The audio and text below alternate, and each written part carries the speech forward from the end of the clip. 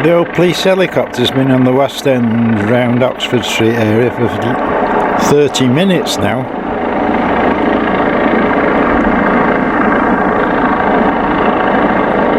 Something big's going on to stay that long. I didn't think it'd have that much fuel.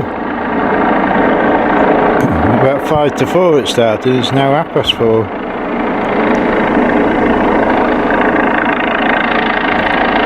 There's some bad lad out somewhere.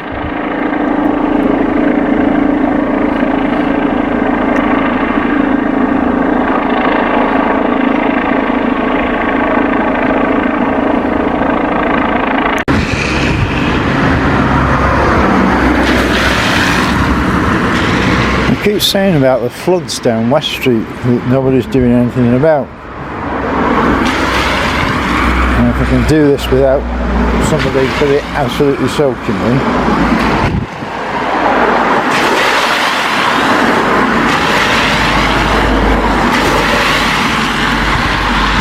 Look what it's doing to this house. It's totally destroying this house. Because that puddle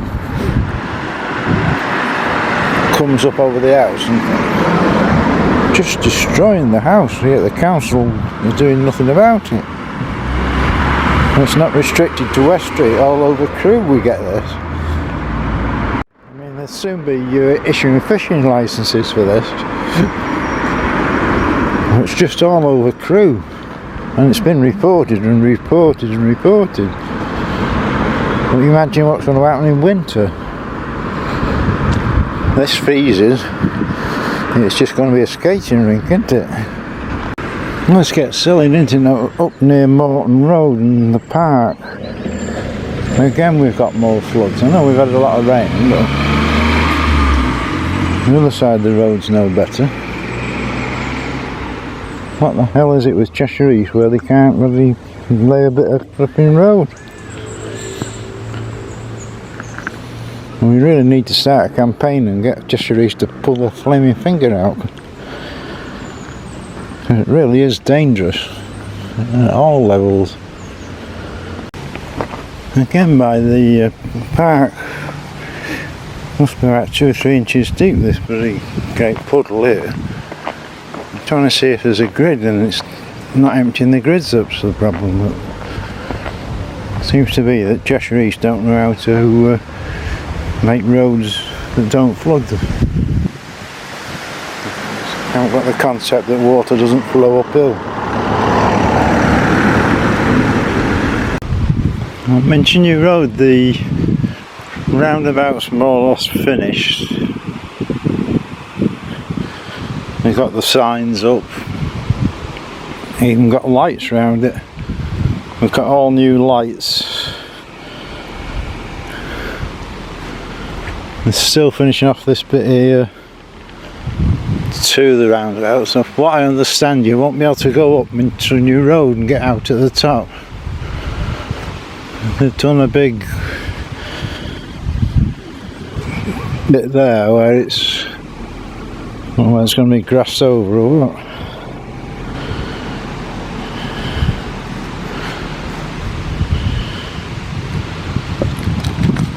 Well, it must be getting ready for completion. I forget how many weeks it was that it was closed, but it's got to be getting near the end of it by now, surely.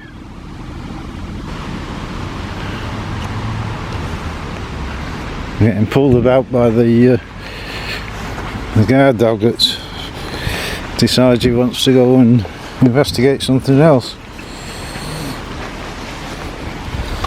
And he thinks it's a bloody horse now and is eating the grass.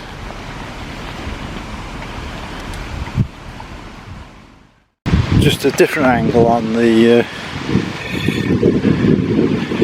roadworks.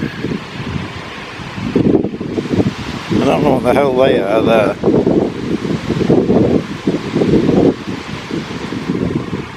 The other thing is it was covered, absolutely covered in moles. So now people are worried that you've driven all the moles away and they're going to end up in the graveyard. That's interesting, I've never seen this before. Pedestrians go that way. Because of diversion for pedestrians. I don't think I've ever seen pedestrian diversion before. Just a long shot on the car park, and it's in a level, is it? The whole structure. You can see better sort of a long shot than close to. It's dipping in the middle. Again, sort of on that bit there.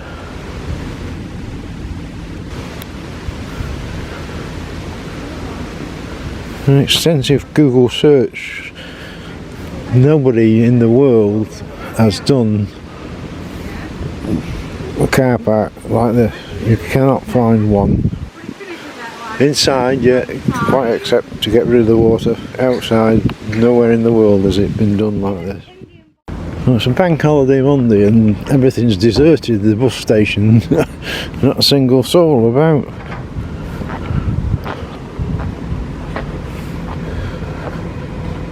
Well, on the bus station, I don't know whether this is actually vandalism or just crap materials, but you can see it's already cracked and knackered after a few months.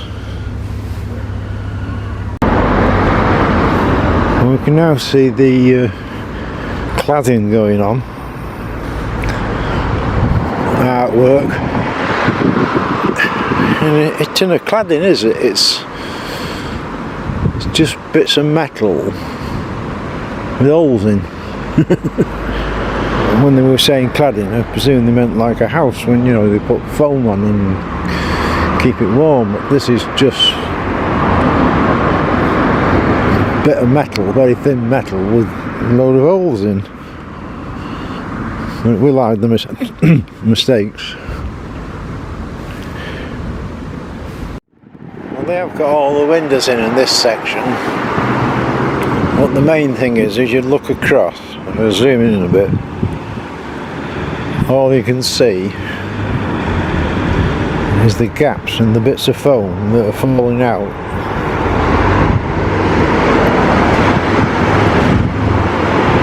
All the way along. What's the good of putting a foam in if it's just going to fall out? It's in every section, foam falling out.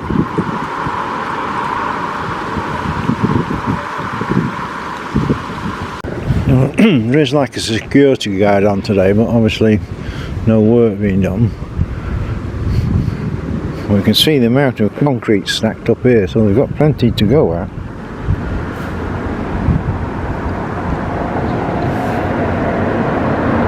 Thing is, it's like a three-man job. There's one man driving the crane and two men on either side of the concrete that they're putting in,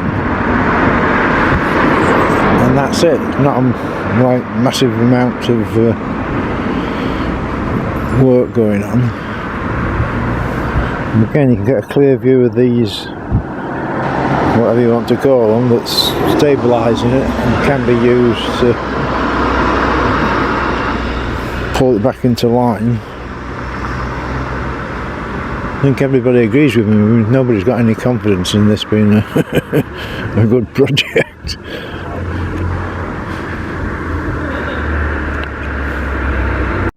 I don't know how well we can see this, but you would expect the base to be concrete and flat. You can see there's no concrete on the base, it's just rough ground.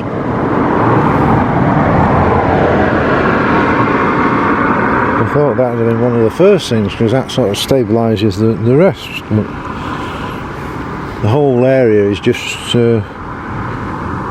raked over ground, basically. Well, just in the market hall, and apparently these lads have brought my new car down. This is the Bentley. They delivered it here instead of my house, but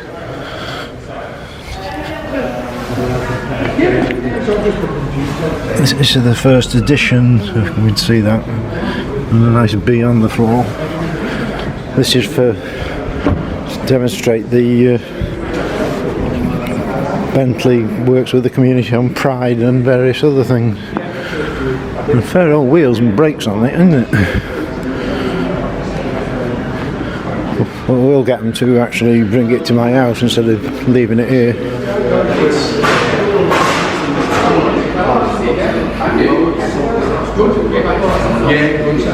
There's yet another Pride event on. There seems to be one every week.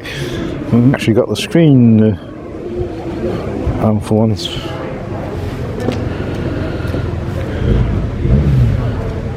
How the hell this isn't on all the time, but we're just setting up. We've just seen the Bentley car, we've got the YMCA here, we've got Evolution,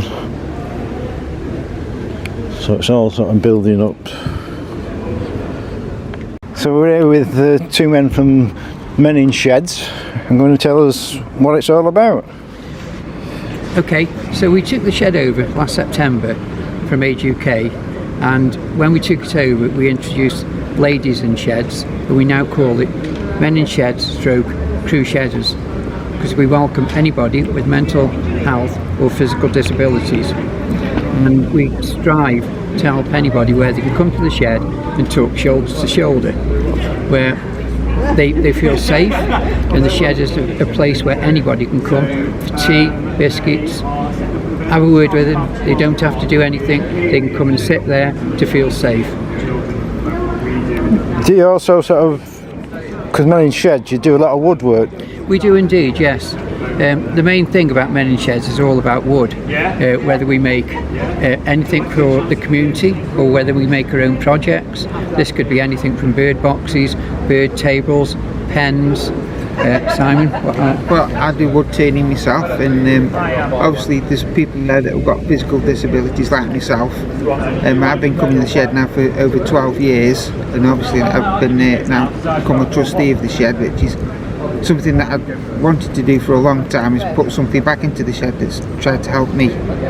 And we've, like I say, we've got people with physical disabilities and mental issues. That's what the shed's all about, is helping people with these disabilities and the mental issues, is to help them to be part of the community and be part of themselves again, because these people are alone, and nobody's alone when they come to the shed. Well, it's actually starting to build at the market centre. We've got the screen on at long bloody last. Well, it's not actually a Pride thing, it's actually a co-op thing, but Pride have sort of projected. We've got the co-op, we've got YMCA, we've got the Men in Sheds, we've got Cheshire Wildlife. Cats just turned up, so well, it's hijacked by Pride, but nevertheless, we've got some fella with a bongo, and we just had a drunk fella around supervising everybody. So it should be a good event if the weather survives. Right, we're here with Cat, who's just turned up, not my pussycat, but this fella from Cat Radio. Good morning everyone. Well, we're here as the Cat Radio 107.9 FM to support a great event that Fisheries Council have put on here today in Lyceum Square, otherwise now known as Ly 2. There's going to be a lot of activities going on today. We've also got the co-op here, so there's things like face painting, there's a DJ inside, we'll be playing music outside, there's a fantastic Bentley in Crewe Central, which is the shed here behind me, and lots of stalls as well. So if you see this now, get yourself down here. Everything starts from 12 o'clock and goes through till 5. Dunwoody Way and the old Pizza Hut. It's been closed for ages and got planning permission for this new super duper. Going to be delivering food and what have you 24 hours a day. It's now starting to be a construction site, so we do have some action. A couple of weeks, maybe longer, this should be open. And what's going on down High Street, we want to know. We've got a digger, and there's a lot of fancy cameras on this plot of land. You can see them. And a lot of security vans about. And the sign says, if I can get to it, don't get me run over.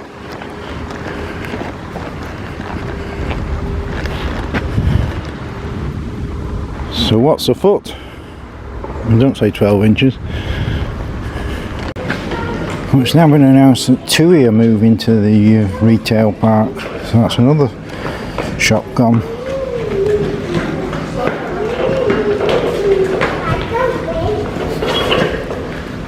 Question is, they've got a good shop here, so why would they move to the retail park? Is it a lot cheaper?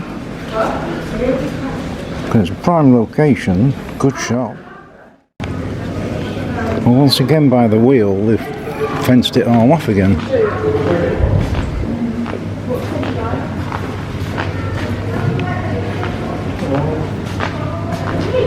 So does that mean they're actually going to come back and actually finish the job and do it properly? Not leave it in a bodge state like they did last time. So there's a Facebook campaign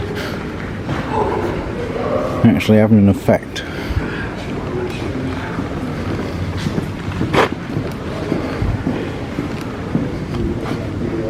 And why they didn't do it when they'd already got the fencing up and got the people here, instead of bringing them all back again and redoing it, costing twice as much. Well, it's been a fun week in the Bronx, West End of Crewe. We did have the helicopter up looking for the man down Ford Lane with a knife, and yesterday, Tuesday, the Grosvenor Medical Centre here, the guy went in with 2 knives. Fortunately they got all the patients out and the armed police dealt with the situation, but West End of Crewe is getting like the Bronx. Well, Asda, it's sort of by the wheel, it's all fenced off and pretty green netting, and there's not a soul on site doing anything, so it just seems stupid that they fenced it all off and did some work and then took it away and come back and redoing it again. So we assume that they're going to fix the cock-ups, but it's been 2 days and not a soul on site. Well, the car park, they've now got this cladding on, which is made from aluminium, and it's supposed to represent Crewe as it was, the history of Crewe, the heritage of Crewe. Cost an absolute fortune, right? But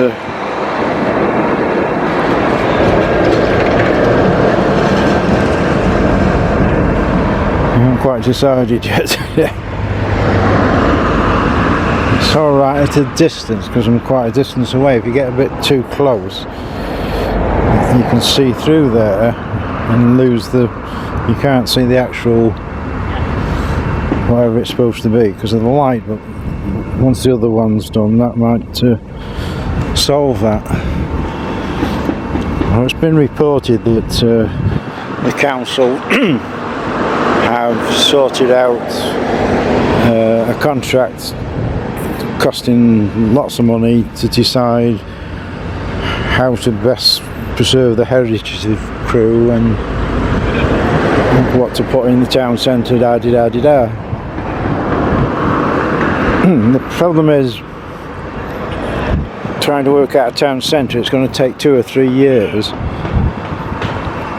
and things can change, can't they? COVID, nobody saw COVID coming.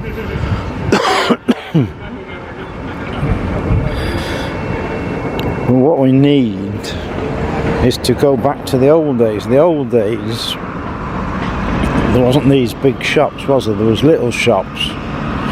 You know, there's pet shops that knew about pets and recommend things and give you personal service. There's Charlesworth that did televisions and radios, and if it went wrong they could come out and repair it, and they knew what they were talking about. And even today there's a couple of small shops in Crewe. There's a tailor's service, which is a skilled job, personal service, small shop. There's Woolies, the wool shop, which specialises in wool.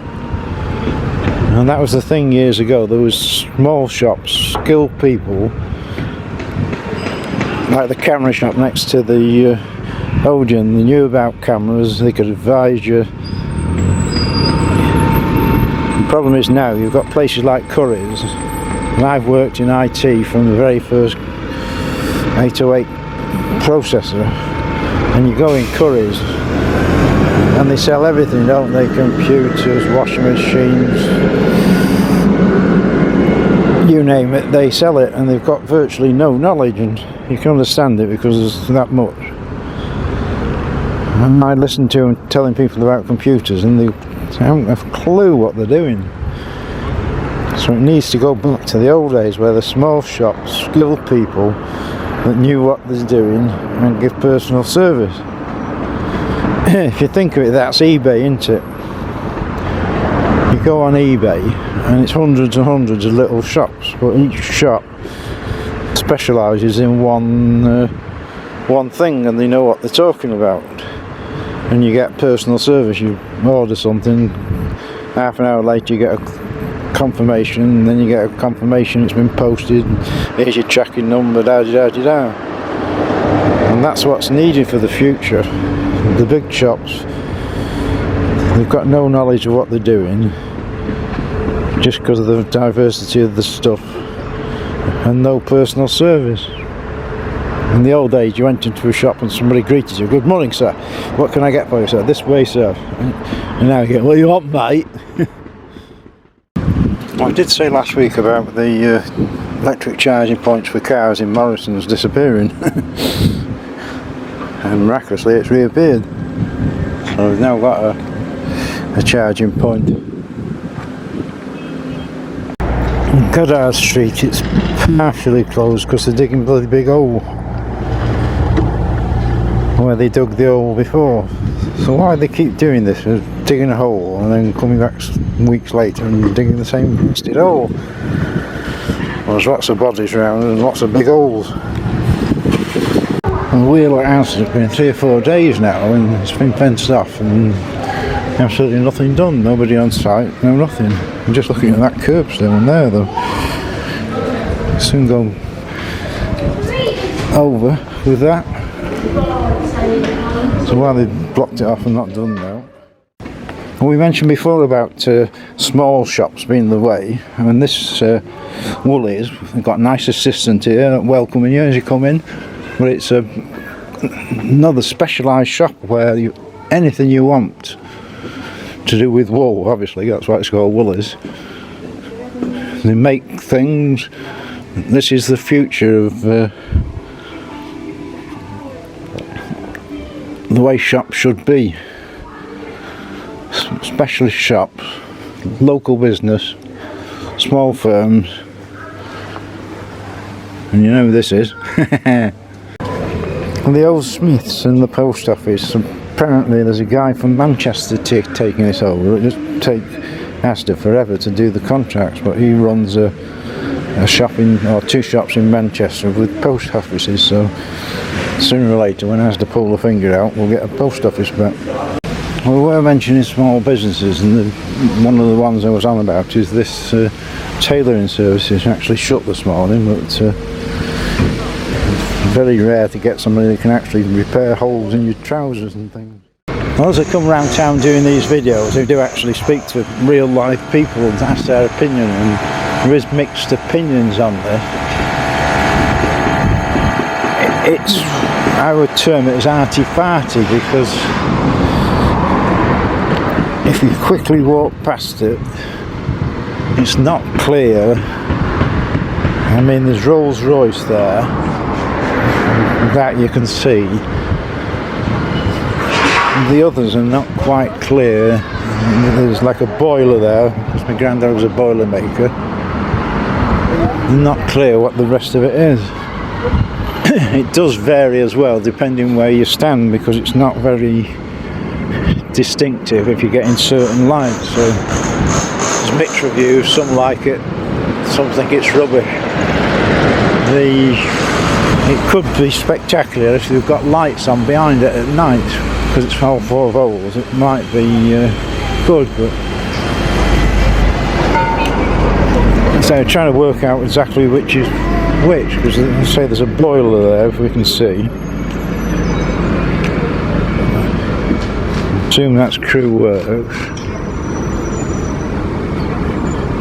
Then we've got Rolls Royce. There's a guy with some on the W. And there's a guy pouring steel, where that's roller makers. a bit arty-farty. If it was a proper, like, photograph, photoshopped, it'd probably be a lot better. I've just had a good chat with a guy. As I say, I always get people's opinions and what have you when I'm around town, so I'm actually talking to real live people. And we've been talking to a professional builder, and he says this is the most horrendous bit of building he's ever seen in his life, and if they offered him a job he wouldn't bloody touch it. And he was a professional, he knew exactly what was wrong, what a cock up it was. So that's from a professional builder. Well, I am a long way away to film this, but we've still got this guy. Well, I think there's about 3 people at times actually sleeping rough there and shaking because it's a long way away. And other shops as well. The council have an obligation to actually home these people.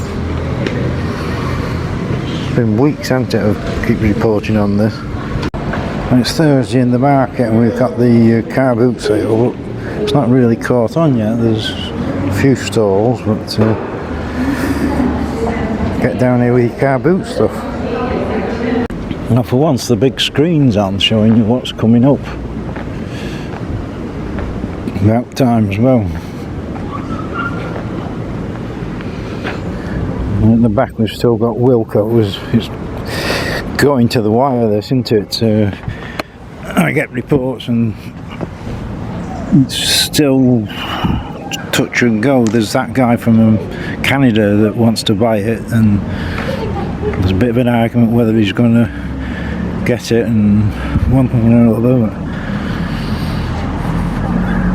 The very latest news is he's still trying to buy it, whether Crewe store will be saved or indeed any of it will be saved.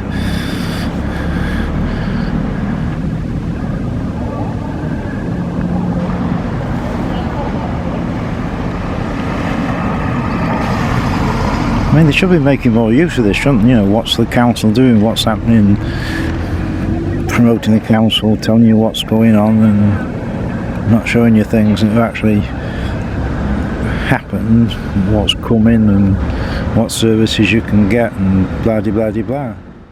Here's another example of a small shop. This it used to be in the market hall, didn't it? But if you want your batteries changing for your watch, this is the guy to do it. About half the price of bloody the other places. Well, it's another small shop. Does handbags and one thing and another. And it's like a specialist shop. Always very personal service when you go there. And this is what we want, more small shops.